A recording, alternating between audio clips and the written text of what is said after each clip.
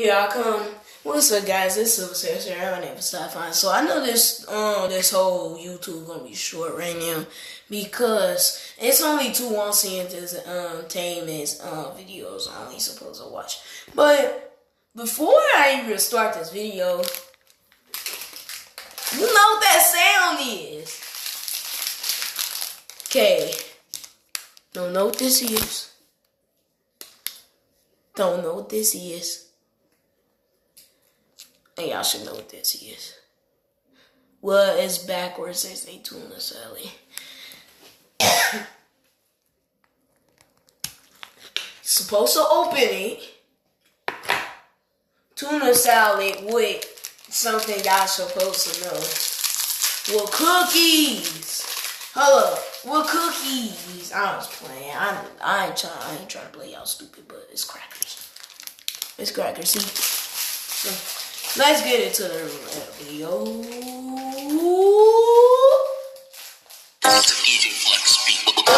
I ain't gonna do it. I ain't gonna do it. They got this stupid TikTok. I ain't gonna do it. I ain't gonna do it. Do for the TikTok. I'm not gonna do it. Do for the TikTok. Do for the TikTok. Okay. I never ain't gonna do TikTok. It was wintertime, and Christmas was approaching. I was 25 years old, and I was going to meet up with some of my friends who lived on the other side of the city. It was a 4-hour drive from my place, so I decided to take my own car instead of a local cab. It was my first time going alone on such a long drive, and I felt nervous, but excited. At midday, I packed my bags, threw them in the trunk, and went off to meet my friends.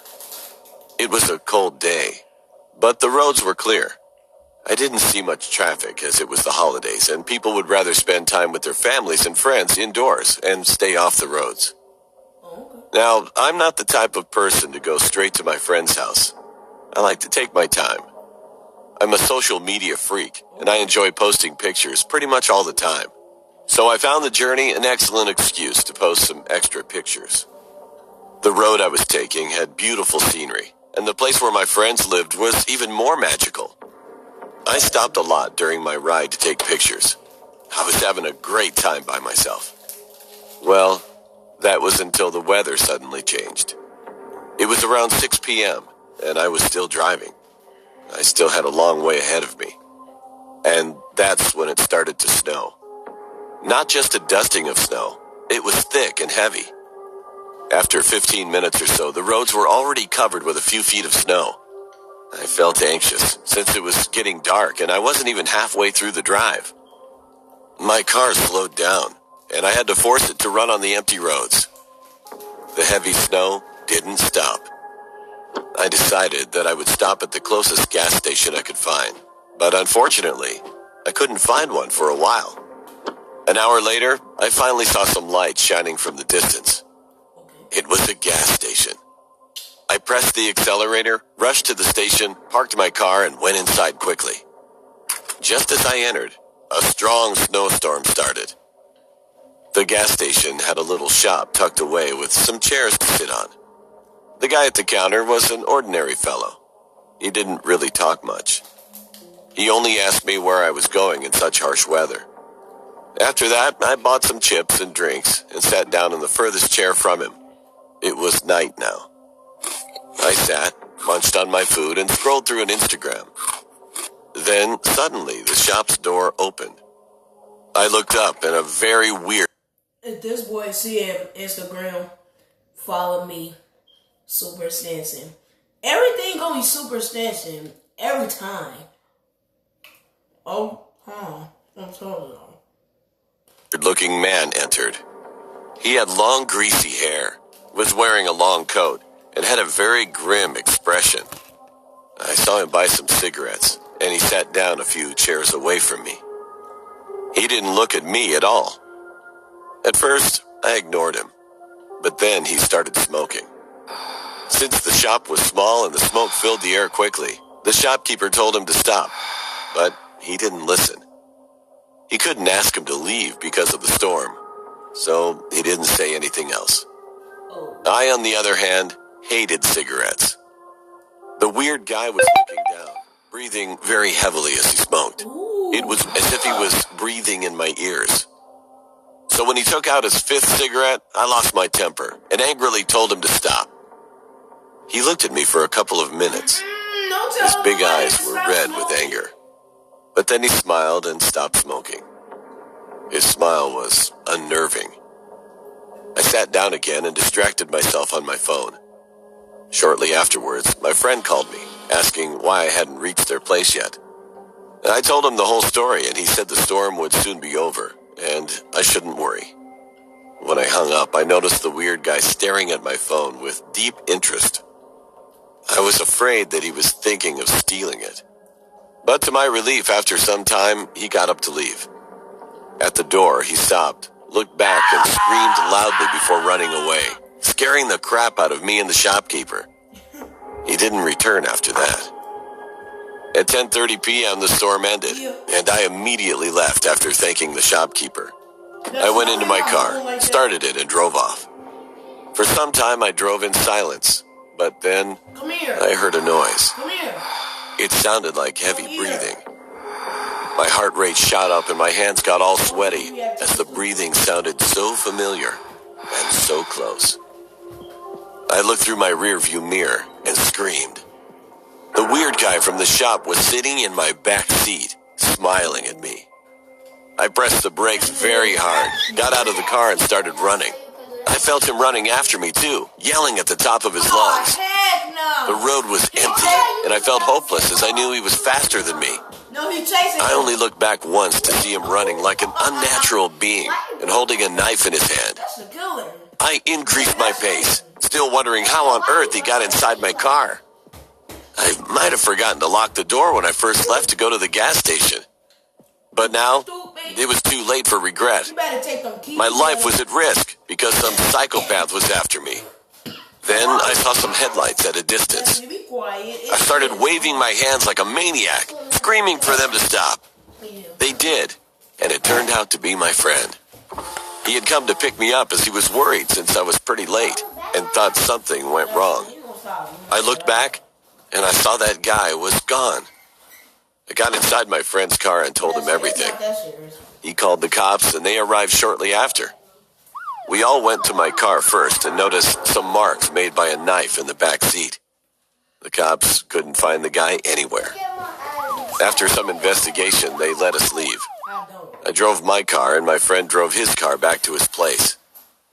The cops never found the guy. And to this day, I still wonder what would have happened if my friend didn't turn up that night. And he still arrived right there. Crazy man. I'm telling y'all, he gonna get killed for this. Alright, so another one. True horror story about the intruder. Next time, you might as well just ask me for help.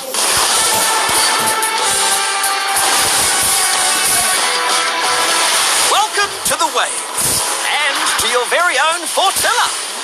Here. Fortnite Season 3. And I hate Fortnite. Let y'all know that I don't care if y'all say it. This happened to me when I was 9 years old. My parents were divorced, so I had to stay with my dad half of the week and with my mom for the other half. It was pretty stressful because I had to move a lot of my things back and forth, and every time they saw each other, they would argue. Anyway, on a Thursday, I arrived at my parents' house around 10:45 p.m.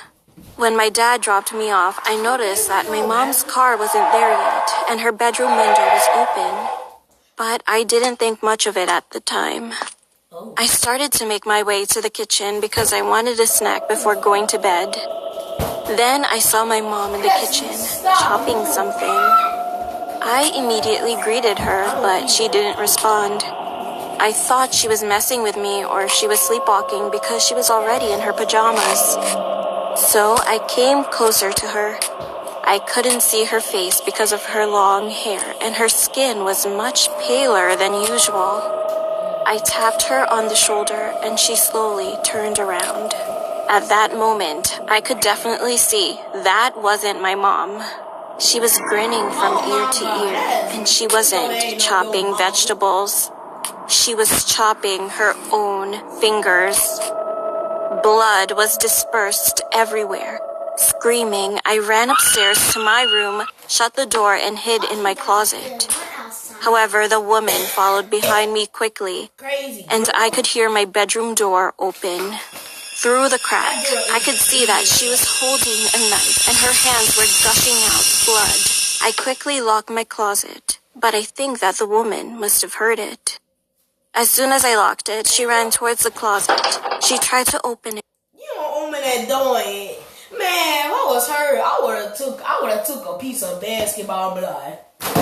No, you wouldn't. And I was like, go sleep! And I would have stopped her. You would have been crying and said, why you, no, you Naturally, be quiet. Laughing maniacally, and soon her laughter turned to screams.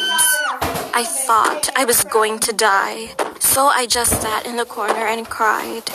And I started thinking about all my memories with my parents and how much I took our time together for granted. Then, all of a sudden, I heard my mom's car pulling up in the driveway. When Mom came inside, she saw the blood in the kitchen. She panicked and started calling out my name.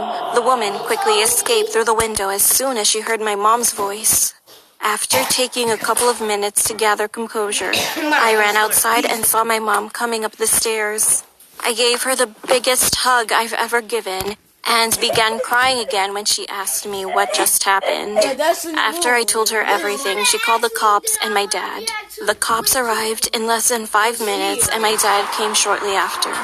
They tried looking for the woman, and since she left blood all over the house, they managed to identify her. It turned out that she escaped from a mental facility, then found my mom's house and sneaked in. She was arrested a week later, and she was in jail for a year for breaking into her house and then put back in the mental facility. Well, I haven't heard from her since, but I do hope she got the help that she needed. Now I ain't hear what that girl said.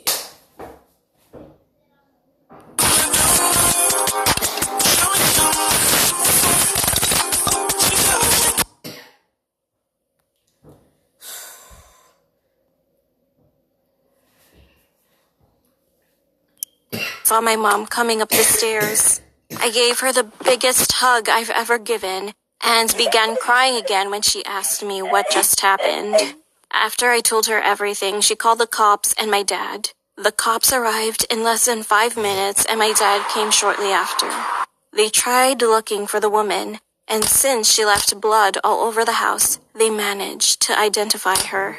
It turned out that she escaped from a mental facility, then found my mom's house and sneaked in. She was arrested a week later, and she was in jail for a year for breaking into her house and then put back in the mental facility. Well, I haven't heard from her since, but I do hope she got the help that she needed. Well, it is kind of true. Speaking of that, I just reacted to that Corey.